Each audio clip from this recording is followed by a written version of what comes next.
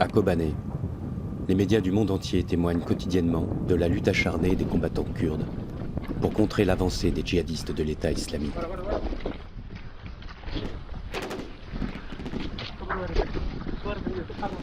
Cette résistance pourrait déboucher sur la reconnaissance d'un peuple que la communauté internationale avait totalement oublié.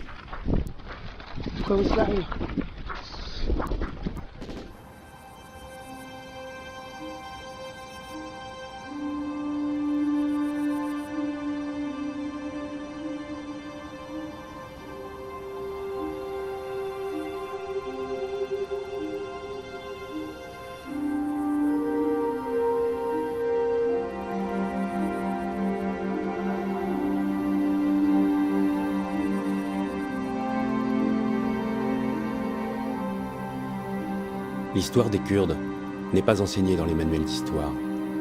Pourtant, en ce début du XXIe siècle, les 35 millions de Kurdes du Moyen-Orient constituent le plus grand peuple au monde, sans État. L'histoire récente des Kurdes est une longue et implacable succession de drames et d'impasses. Depuis la fin du XIXe siècle, la carte géopolitique de cette partie du monde a été entièrement redessinée à plusieurs reprises, en fonction des intérêts des grandes puissances, notamment la France et la Grande-Bretagne. Après la Première Guerre mondiale, le territoire est divisé entre 4 pays, l'Iran, l'Irak, la Syrie et la Turquie, où vivent la majorité des Kurdes aujourd'hui. Très vite, les révoltes kurdes se succèdent. Elles seront toutes écrasées dans le sang. En Turquie, elles aboutissent en 1978 à la création du PKK, Parti des travailleurs du Kurdistan, une organisation d'inspiration marxiste-léniniste. 5 ans plus tard, le leader du PKK, Abdullah Öcalan, décrète la lutte armée contre l'État turc. En 30 ans, environ 40 000 personnes ont péri dans ce conflit. Abdullah Öcalan est né d'une famille pauvre, non loin de la frontière syrienne, d'une mère turque et d'un père kurde. Mais en famille, on ne parle que le kurde, une langue interdite, dont l'utilisation est réprimée sévèrement par la loi. La devise de Mustafa Kemal est appliquée à la lettre. Un seul peuple, une seule langue, une seule nation. En 1980, un coup d'État extrêmement brutal est opéré par l'armée contre la menace communiste. Après 3 ans de junte militaire, Turgut Özal devient Premier ministre et tente de moderniser la vie politique. Son regard se tourne vers l'Europe. J'étais là au début d'Özal. Il venait juste de déposer la candidature de la Turquie pour rejoindre l'Europe et il brisait tous les tabous de l'ancienne Turquie. Un de ces tabous était la question kurde. Et il n'était pas le seul à vouloir agir. La Turquie commençait à mettre en place une politique qui donnait davantage de place aux Kurdes, cette minorité qui représente 20% de la population et dont l'existence avait été niée dans l'espace public pendant 60 ou 80 ans. La Turquie est loin de remplir tous les critères d'admission. Sa volonté d'intégrer l'Union européenne est notamment conditionnée à la reconnaissance des minorités et au respect des droits de l'homme. Régler la question kurde devient donc nécessaire. Cependant, la situation régionale change dramatiquement avec la guerre du Golfe.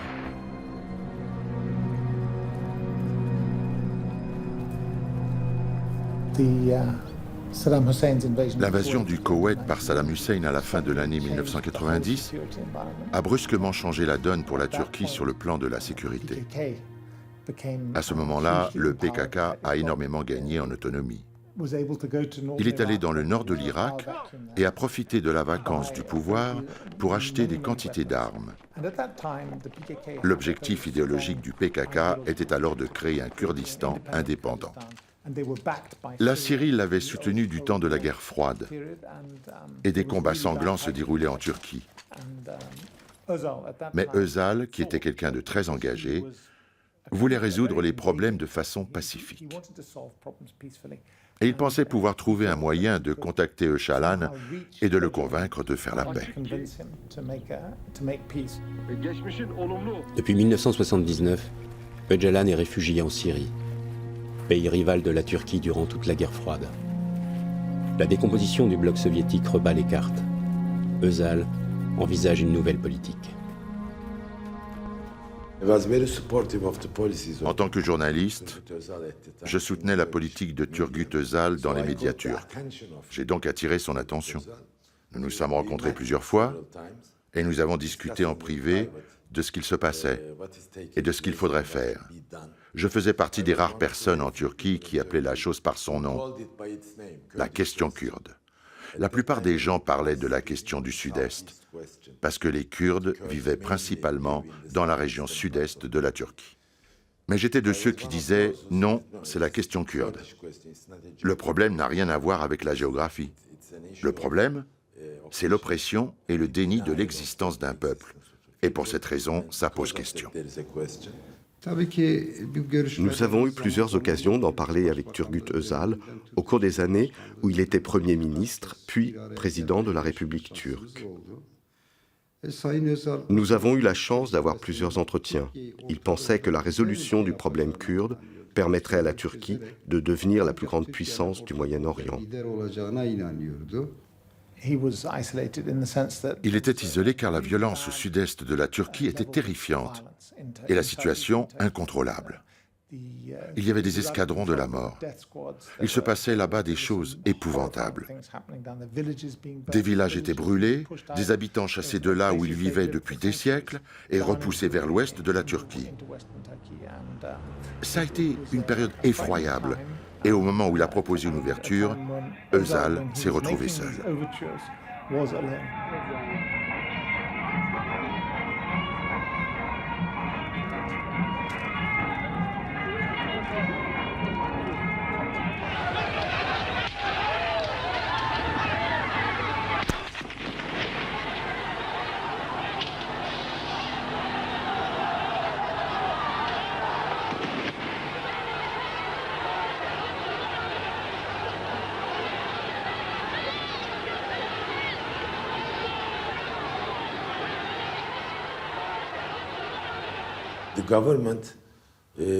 Nous avions un gouvernement de coalition.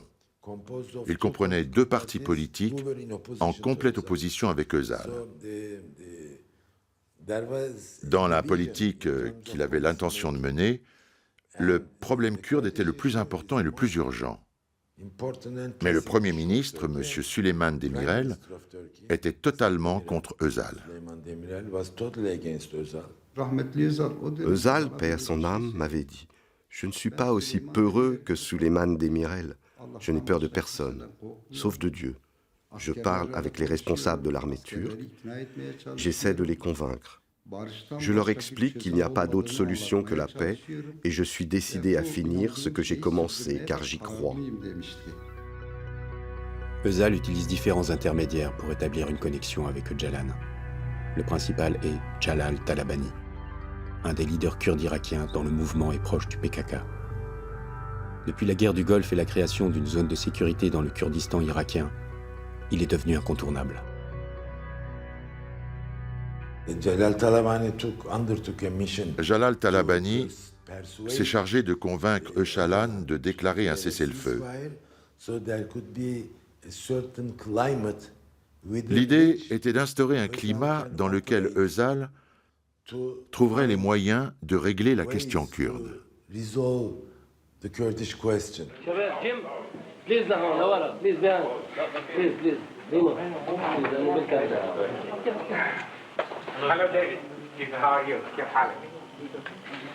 Ordu birlikleri üzerimize gelmedikçe military troops do not come on us. Çok zorunlu bir meşru savunma durumuna düşmedikçe and as long as we are not forced into a very crucial self-defense. Biz 20 Mart'tan 15 Nisan'a kadar ateş etmeyeceğiz.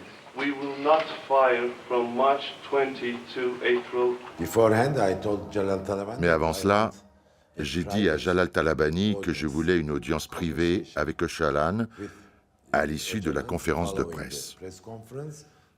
Je voulais rapporter mes impressions au président Özal. Et nous l'avons eu. Öcalan et moi avons eu un entretien en tête-à-tête de 40-45 minutes. La rencontre a été très amicale, très chaleureuse, pas du tout tendue.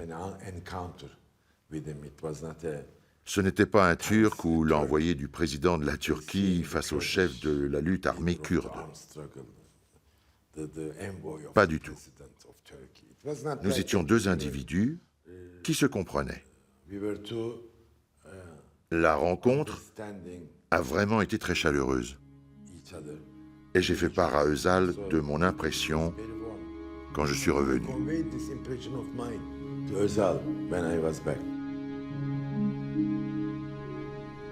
Un cessez-le-feu est donc déclaré.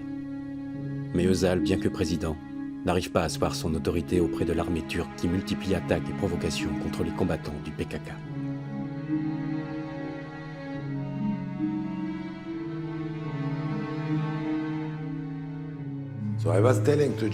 J'ai raconté ma rencontre avec Öcalan à Jalal Talabani. Je lui ai dit que le seul espoir reposait sur le président Özal, qu'il serait capable de prendre des mesures et de faire bouger les choses. Mais que pour cela, il lui fallait du temps et de la place pour manœuvrer politiquement, étant donné qu'il avançait dans un contexte politique extrêmement hostile. Jalal Talabani m'a téléphoné pour me demander d'informer le président de deux choses. Premièrement, qu'Öcalan allait reconduire le cessez-le-feu sans limite dans le temps. Deuxièmement, qu'il le ferait sans poser de conditions préalables. Quand je lui ai demandé si je pouvais transmettre ce message au président, il m'a répondu « Mais oui, absolument ». Özal était en déplacement en Ouzbékistan, au Kazakhstan et au Kirghizistan. J'ai consulté les horaires des vols en me disant que je pourrais le retrouver quelque part pour le prévenir. On est donc rentrés ensemble dans l'avion présidentiel, rempli de journalistes, d'hommes d'affaires, de bureaucrates, de diplomates, etc. Et avant d'atterrir à l'aéroport d'Ankara, on a discuté. Je lui ai transmis le message d'Öcalan un jour après l'avoir eu. Ce voyage a eu lieu le jeudi 15 avril. Avec quelques parlementaires de notre parti, nous nous sommes rendus à la conférence de presse dans la vallée de la Beka. Il y avait aussi des intellectuels et des hommes politiques venus d'Europe. Le secrétaire général du parti UPK, M. Talabani, était également présent à cette annonce de cessez-le-feu. Biz sürecin daha derinleştirilmesinden yanayız. نحن مع أساس هذه تمديد هذه الفترة Ve hatta ilişkilerini kardeşçe olarak değerlendirirler. والعلاقات دائما نظروا إلى العلاقات بعلاقات أخوية. Fakat gerçekten biz bu ortaklıktan çok zarar görmüş bir halkız. ولكن في الحقيقة نحن اللي صعبت علينا كل الأمور. Bu zarardan dönülmesini istiyoruz. نحن نريد أن نرجع من هذه الأضرار. Kardeşlere yaraşır bir düzenin geliştirilmesini istiyoruz. نحن نريد بكل أخوة وصداقة أن نطرح هذه المسائل ونمشي فيها.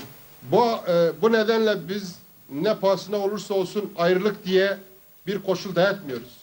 من أجل هذا نحن لم نطلب تفرقة وأن نكون متفرقين من بعض. Ama özgür ve eşit koşullarda birliğe de ortam gerçekten açılmalıdır. This opportunity should not be missed, he said. Cette opportunité ne doit pas être ratée, m'a-t-il dit. His opinion with me that he needs Et il m'a fait part de la nécessité, selon lui, de proclamer une all those amnistie PKK générale members and fighters pour que tous les membres et combattants du PKK reviennent en Turquie integrate to political life. et s'intègrent immédiatement à la vie politique. Demirel should be persuaded to do so.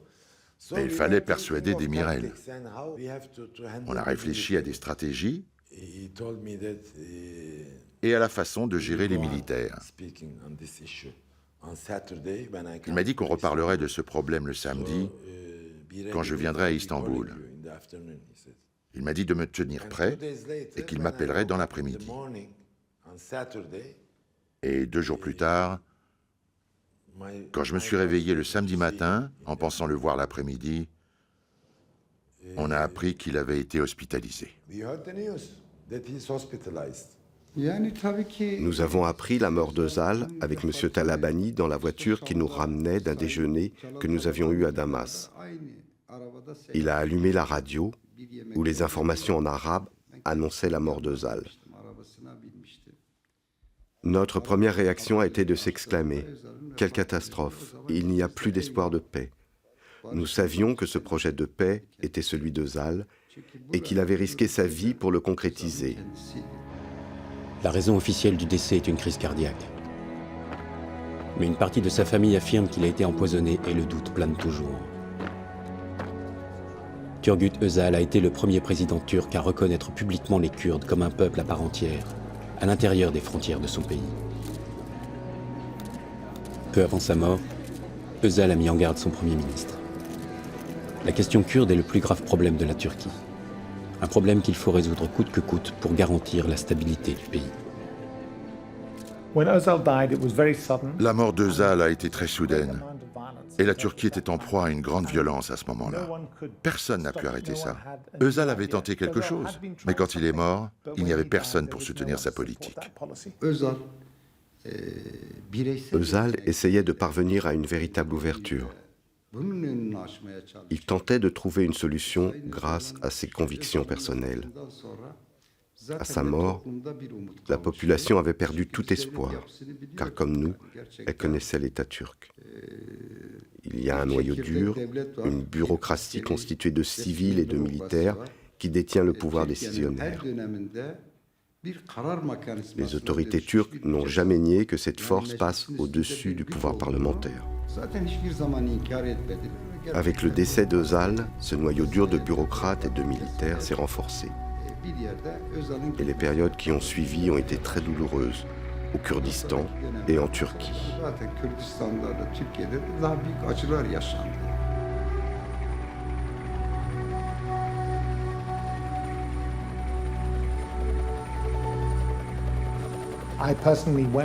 Je suis allé dans le sud-est avec le Premier ministre et le chef d'état-major de l'époque. Le spectacle était effroyable. On était en train de survoler le sud-est de la Turquie en hélicoptère et on voyait des villages brûlés sous nos yeux. Ça a été une période très violente. Et personne n'envisageait la possibilité d'une solution pacifique du côté turc. Ils ont opté pour ce qu'on appellerait sans doute aujourd'hui une solution à la sri-lankaise, une sorte de victoire militaire. Mais on est au Moyen-Orient. Le PKK peut toujours se retirer dans les pays voisins et revenir plus tard. Pour finir, les choses ne se sont pas passées comme au Sri Lanka.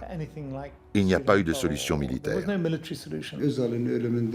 En 1993, quelque temps après la mort de Zal, une opération a été lancée contre nous, les élus kurdes, au sein du Parlement.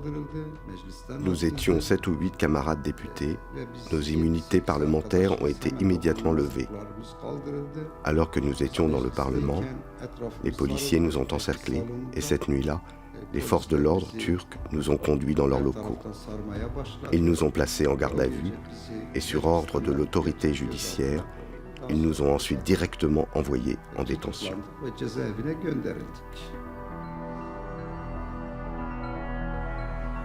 Les années qui suivent la mort de Zal resteront parmi les plus sombres dans l'histoire des Kurdes de Turquie.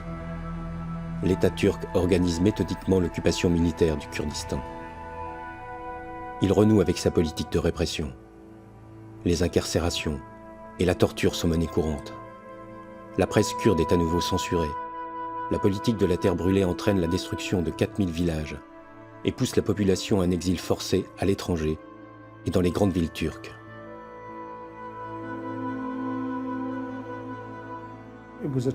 Quand 300 000 Kurdes ont été expulsés, ça a été un vrai traumatisme. Ce sont les chiffres officiels, mais probablement 2 ou 3 millions. On ne sait pas. L'objectif principal de l'armée reste l'anéantissement du PKK. Cela passe par la décapitation du parti, donc par la capture de Öcalan, protégé par la Syrie. Depuis son adhésion à l'OTAN, la Turquie bénéficie du support inconditionnel de ses alliés, notamment des États-Unis, qui comptent de nombreuses bases sur son sol, lui permettant d'intervenir le plus rapidement possible dans une zone hautement stratégique, le Moyen-Orient. L'État turc va profiter de ce soutien pour atteindre son but, l'arrestation de Calan. Le gouvernement turc de l'époque, le président Süleyman Demirel et les autorités militaires ont menacé la Syrie. Si bien qu'à la fin de la journée, Hafez el-Assad a jeté Öcalan et lui a demandé de quitter la Syrie.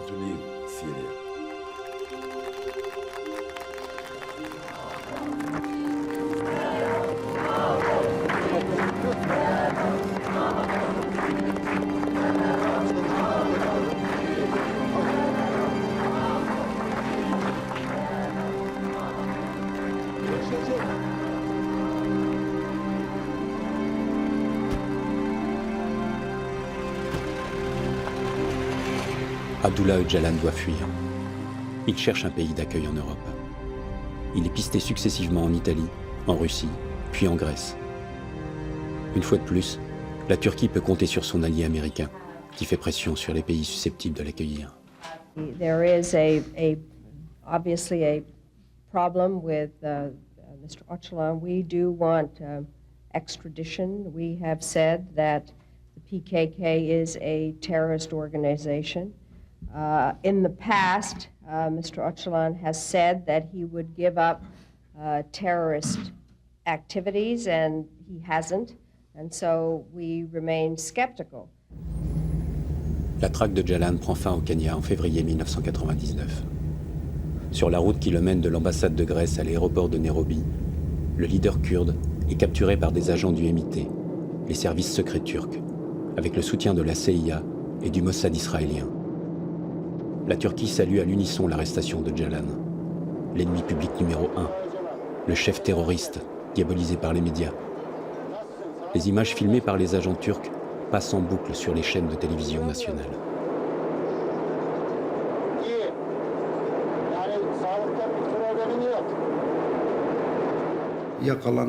Au-delà du fait que Calan ait été arrêté, ce qui a choqué, c'est la façon dont son arrestation a été mise en scène. Il a été drogué et on lui a bandé les yeux. La présence d'un drapeau turc déployé derrière lui était affligeante, non seulement pour nous, mais pour l'ensemble du peuple kurde, même pour ceux qui n'étaient pas de notre parti. Les gens ont pleuré. L'insulte infligée n'était ni acceptable, ni supportable. Une telle humiliation est restée à jamais dans la mémoire collective.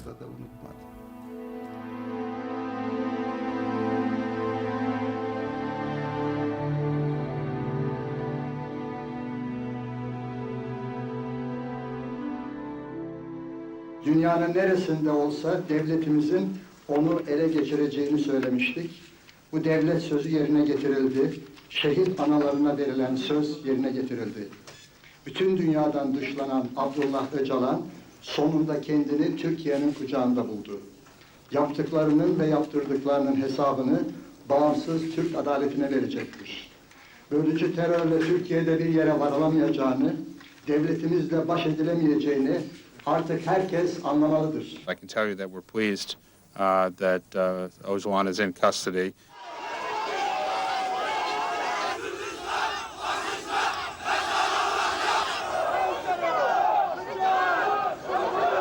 Pour les Kurdes, la capture de Calan est plus qu'une défaite. C'est une véritable humiliation, une de plus, et peut-être la plus insupportable.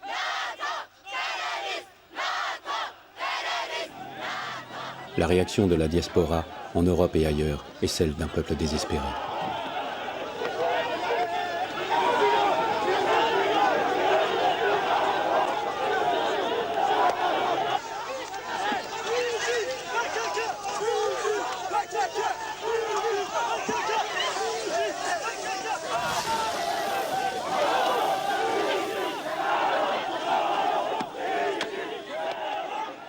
All rebellions are suppressed. Les rébellions ont toutes été réprimées. The most formidable, the last one, Pour les Kurdes, they have la dernière decided rébellion, to et la plus importante qu'ils ont organisée, a été anéantie. Turks, Et leur chef a été capturé. treachery, Pour les Turcs, c'en était fini de la trahison.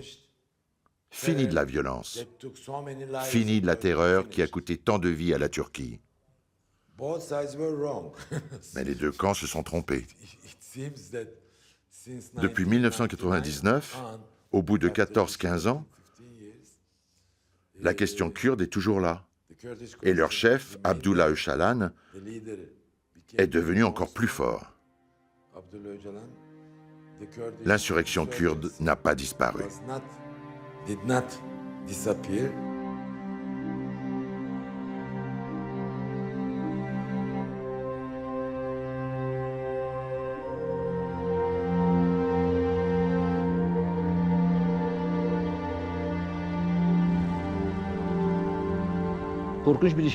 Lorsque nous allions rendre visite à Öcalan, sur l'île-prison d'Imrali, nous étions fouillés à l'entrée, et mes bras gonflaient sous la violence de la fouille.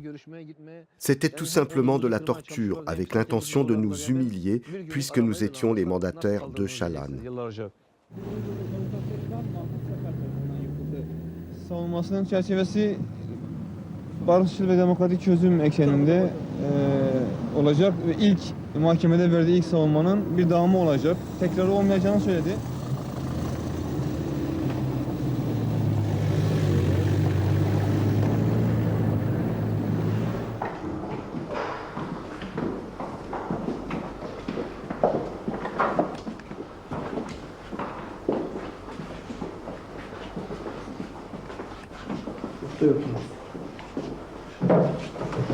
Evet, Sayın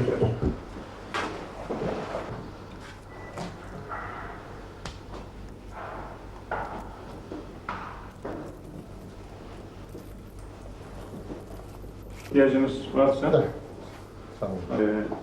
diğer arkadaşlar hazır mıyız? Tamam. Önce sen giriyorsun. Evet komutanım.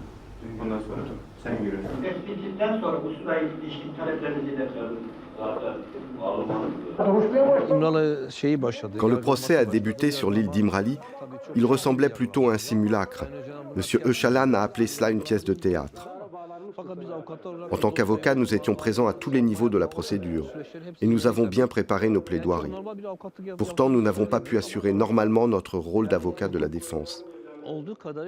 Notre objectif principal a été d'essayer d'informer l'opinion publique sur les conditions de détention d'Öcalan. M. Öcalan a senti qu'une guerre civile allait éclater et que son attitude allait être déterminante. Nous avons été les premiers à transmettre son message de paix au reste du monde. Nous étions dans une phase très dangereuse et les messages pacifiques d'Öcalan étaient primordiaux pour que le conflit armé prenne fin. Nous nous orientions vers un point de non-retour entre Kurdes et Turcs. Nous devions absolument arrêter ce risque de guerre civile. Ce moment a été très surprenant. Quand il a été arrêté et ensuite jugé, tout le monde s'attendait à le voir se lever dans son box et déclarer « Moi, Abdullah Öcalan, suis celui qui représente les exigences nationales kurdes. Nous voulons ça, ça et ça. » Mais il s'est levé et il a dit « Je veux essayer de résoudre ce problème et je suis prêt à faire tout ce qu'il faudra pour que la Turquie y parvienne. » Ce qui a été comme une sorte de déclaration de reddition et a profondément déçu de nombreux nationalistes kurdes. Mais par la suite, cette stratégie s'est révélée très intéressante parce qu'aujourd'hui, bien qu'il ait passé plus de 10 ans en prison, il a en main de nombreuses cartes qu'il n'avait pas à l'époque. Il a donné l'ordre au PKK de se retirer. Et au cours de ce retrait, les militants ont énormément souffert. Des centaines de militants du PKK ont été tués. L'armée n'a pas arrêté de se battre. Résultat, le PKK est parti et pendant 3 ou 4 ans, le Sud-Est a plus ou moins connu la paix. Et comme cela arrive parfois, le gouvernement a pris cette paix pour acquise. Ils ont pensé que parce qu'il ne se passait rien, ils ne devaient rien faire. Et les Turcs sont passés à côté d'une occasion en or de résoudre le problème kurde.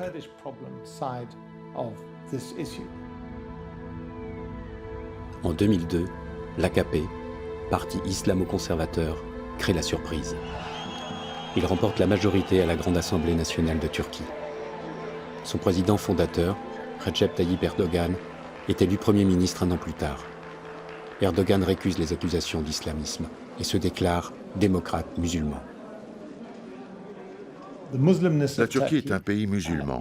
L'AKP a toujours insisté là-dessus. Et dans l'esprit de l'AKP, les Kurdes en font pleinement partie. Il leur a donc été plus facile de dire « Écoutez, on est tous musulmans, on ne va pas se battre pour savoir qui parle turc, qui parle kurde ou qui parle arabe. » Actuellement, on est autorisé en théorie à faire des études en kurde dans les écoles privées, ce qui aurait été impensable il y a 5 ans. Et nous avons une télévision kurde qui émet 24 heures sur 24. Là encore, c'est une chose que personne n'aurait imaginé possible en Turquie. Pourtant, ils l'ont fait. Kürt sorunu da bu milletin bir parçasının değil, hepsinin sorunudur. Benim de sorunumdur. Bien conscient que la question kurde est la clé pour la permanence du pouvoir, il fait quelques concessions aux Kurdes. Les tribunaux spéciaux sont supprimés et l'état d'urgence au Kurdistan prend fin. Les droits culturels et politiques sont renforcés. Mais surtout, l'AKP investit économiquement dans les régions de l'Est. Erdogan y réalise des scores élevés aux élections de 2007.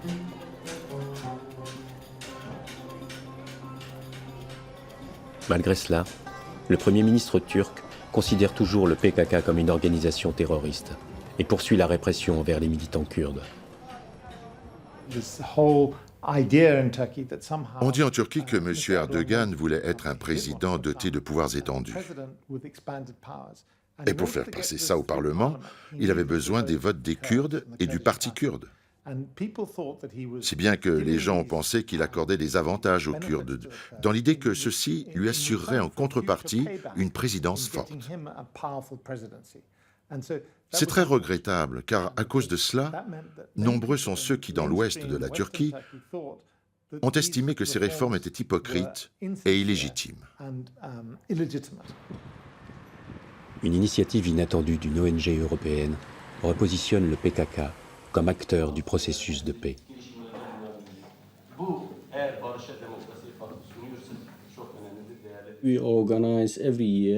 Chaque année, nous organisons une conférence internationale sur le Kurdistan au Parlement européen avec des députés et de nombreux intellectuels. Pendant une de ces conférences, j'ai été approché par un think tank, des membres de la société civile soutenus par certains États européens. La première fois, ils m'ont demandé, nous, représentants de la société civile soutenue par plusieurs pays européens, nous voulons entrer en contact avec le PKK en vue d'engager un processus de paix entre le PKK et le gouvernement turc. Vous pouvez nous aider?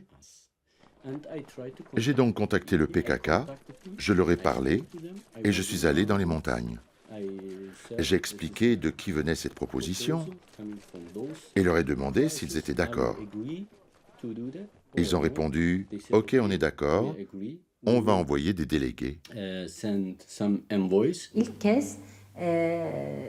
Pour la première fois, les pays européens ont permis à certains dirigeants du PKK de venir participer aux pourparlers sur la résolution de la question kurde.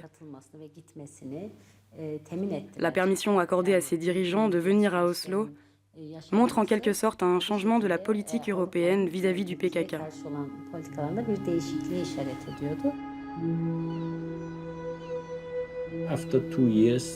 Au bout de 2 ans, ils ont dit « Ok, les choses sont en train de bouger » et les Kurdes ont préparé une feuille de route qui a été rédigée par Öcalan en prison.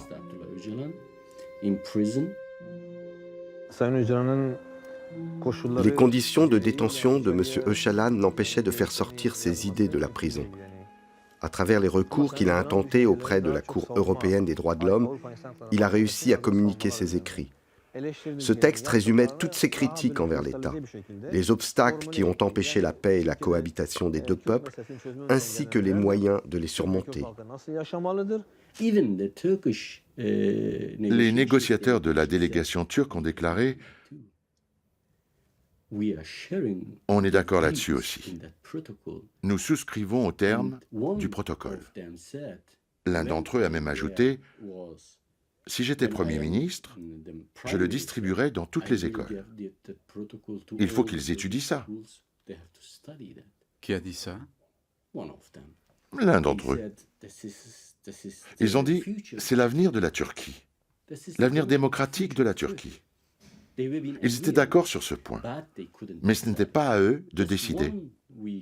Une semaine après cette rencontre, le Premier ministre turc a fait une intervention à la télévision en disant «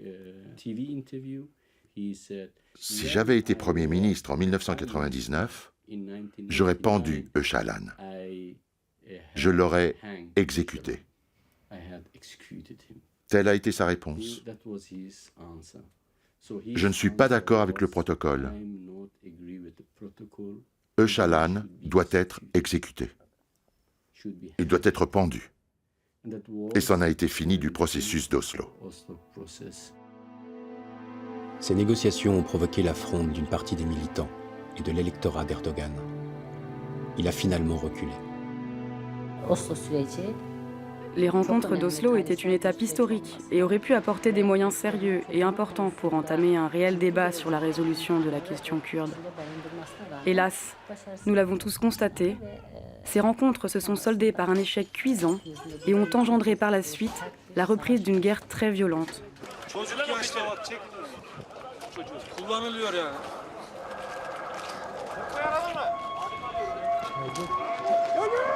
Les négociations laissent la place à une répression judiciaire de grande ampleur contre le PKK et son émanation politique officielle, le BDP.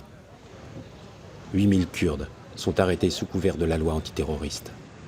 Parmi eux, des maires, des journalistes, des étudiants, des écrivains. Les avocats de Öcalan sont arrêtés en novembre 2011 et accusés de propagande terroriste. Le leader kurde lui-même se voit interdire toute visite. Operasyonun iki anlamı var.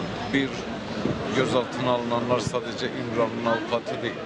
Aynı zamanda her biri yüzlerce BDP ve KCK davasının avukatları, yüzlerce müvekkiller içeride. Bu Kürtleri hukuk düzeyinde savunmasız bırakmanın önemli bir adımı.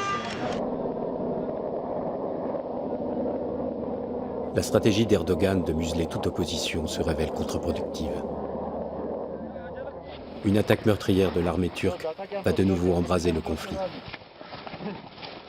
Le 28 décembre 2011, des avions de guerre bombardent un convoi de contrebandiers kurdes du village de Roboski, à la frontière du Kurdistan irakien, tuant 34 jeunes hommes, dont 19 mineurs.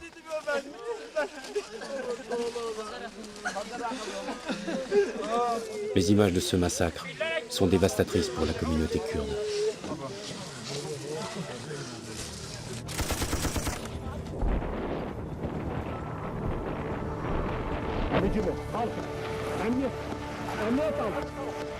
En réponse, le PKK change de stratégie militaire.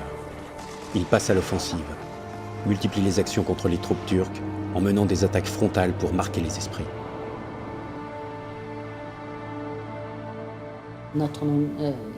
La Turquie dispose de la deuxième armée de l'OTAN.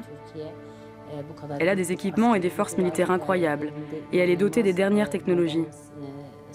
Mais lors des grands affrontements entre les militants du PKK et l'armée turque en 2012, la Turquie n'a pas pu obtenir les résultats escomptés. Après les affrontements, la guérilla kurde du PKK a occupé des zones stratégiques, où elle s'est installée et ne les a plus quittées. La situation au Moyen-Orient a changé. Il y a eu un soulèvement dans ces pays-là, si bien que les Kurdes ont adopté de nouvelles règles stratégiques. Les Kurdes de Syrie ont obtenu davantage de pouvoir et sont parvenus à libérer leur région. En Syrie, où la guerre civile fait rage depuis 2011, le PYD, parti frère du PKK, profite du départ des troupes de Bachar el-Assad en juillet 2012 pour prendre le contrôle des principales villes kurdes au nord du pays. La libération du Kurdistan syrien est un événement considérable pour tous les Kurdes du Proche-Orient. Cette victoire donne espoir aux Kurdes de Turquie.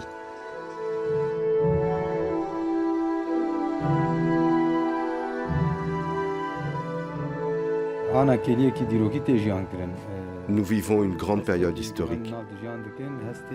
L'expérience que nous vivons est celle d'un peuple qui va vers la liberté, après des années de rejet et de négation.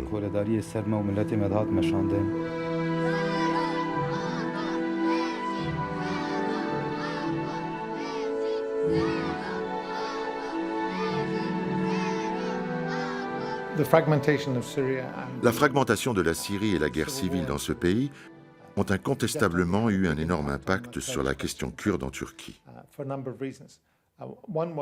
Le gouvernement turc a soudain réalisé qu'ils allaient se retrouver confrontés à deux problèmes en même temps. En plus d'être dans une impasse avec le PKK à l'intérieur du pays, il est devenu tout à coup évident que le parti frère du PKK, le PYD des Kurdes de Syrie, allait prendre le contrôle d'une bonne partie de territoire syrien près de la frontière turque. Ce qui pourrait se révéler une éventuelle menace pour la sécurité de la Turquie. C'est notamment pour ça que le gouvernement turc a pensé « Bon, il vaudrait mieux faire quelque chose ». Certains représentants turcs se sont également rendus compte que leur réputation au Moyen-Orient pâtissait de n'avoir toujours pas trouvé une solution à l'insurrection du PKK dans leur pays.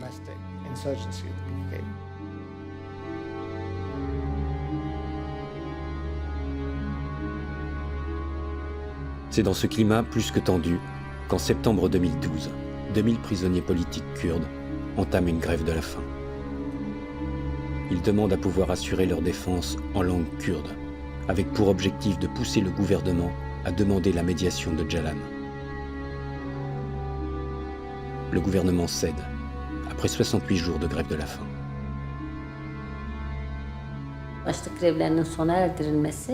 L'arrêt des grèves de la faim était aussi une façon d'amener le gouvernement et l'État turc à prendre leurs responsabilités et à adopter un nouveau discours politique sur la question kurde.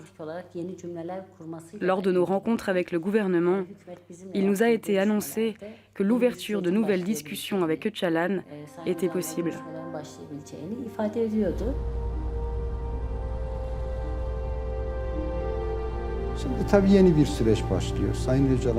Une nouvelle phase de négociation a commencé. Des entretiens avec Öcalan ont eu lieu dans l'île-prison d'Imrali. Avec Ayla Akat, la députée de la ville de Batman, nous étions dans le premier groupe qui est allé le rencontrer.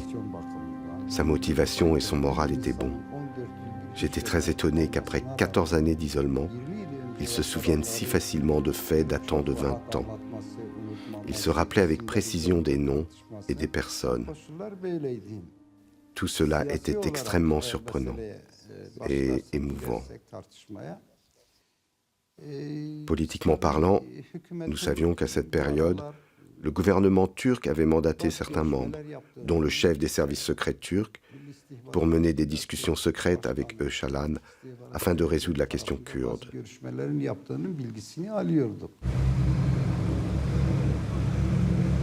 Des délégations de représentants kurdes et turcs se succèdent à la prison d'Imrali, où Öcalan est le seul prisonnier. Il est gardé par 1 millier de soldats. Cette position permet au gouvernement de contrôler la négociation avec son prisonnier. C'est dans ce contexte que les tensions politiques à l'étranger montent d'un cran et dramatisent encore l'enjeu.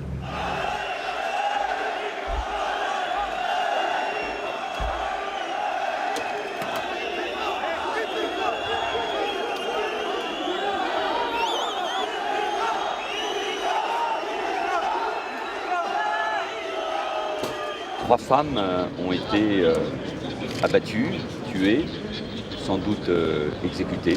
C'est un fait grave, d'où ma présence. C'est un fait tout à fait inacceptable. L'enquête ne fait que commencer. Les 3 victimes étaient des membres actifs de la diaspora kurde. Exilé en Europe depuis 1992, Sakine Şansis faisait partie des fondateurs du PKK. Fidan Doğan était la porte-parole du mouvement en France. Et Leyla Söylemez, une jeune militante. Le tueur présumé est arrêté à Paris quelques jours plus tard. 3 femmes, c'est d'une violence inouïe. C'est au moment où le processus de paix s'articule. Et il faut savoir, parce que c'est tout à fait officiel, que toutes ont été assassinées de manière très professionnelle. 3 balles dans la tête. On a maintenant des éléments très concrets sur les liens avec la Turquie. Est-ce que ça veut dire le gouvernement? Est-ce que ça veut dire l'État profond? Est-ce que ça veut dire un groupe fasciste quelconque? Je ne sais pas. Lui, il était très lié en Allemagne, puisqu'il a vécu en Allemagne 10 ans, avec les groupes les plus extrémistes turcs. Voilà. Donc il y a beaucoup d'éléments qui pointent vers un assassinat politique turc.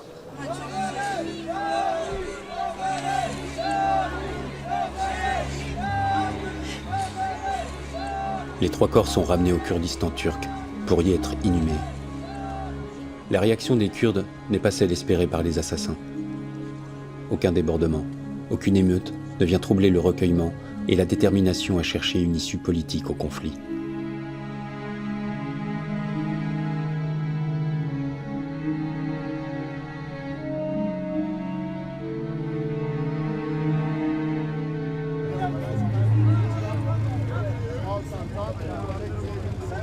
Le 23 février 2013, 3 députés kurdes sont autorisés à se rendre à nouveau à İmralı.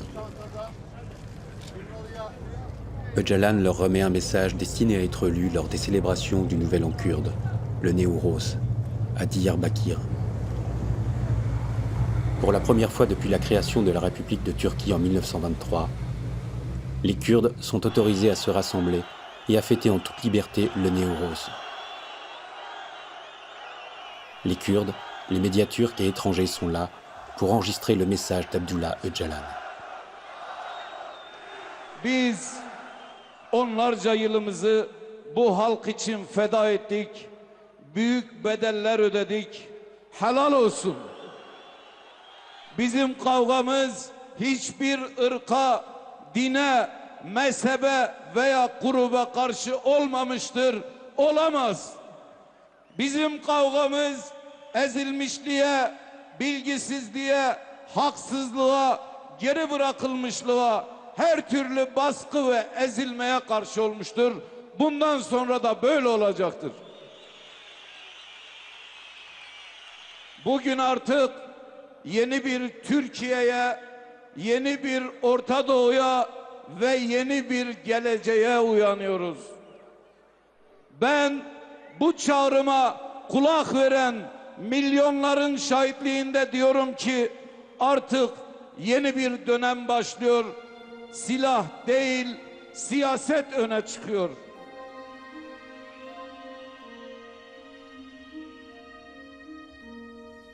Pour la première fois, le leader kurde est audible internationalement. Time Magazine le place parmi les 100 personnalités les plus influentes de l'année 2013 et le qualifie de voix pour la paix.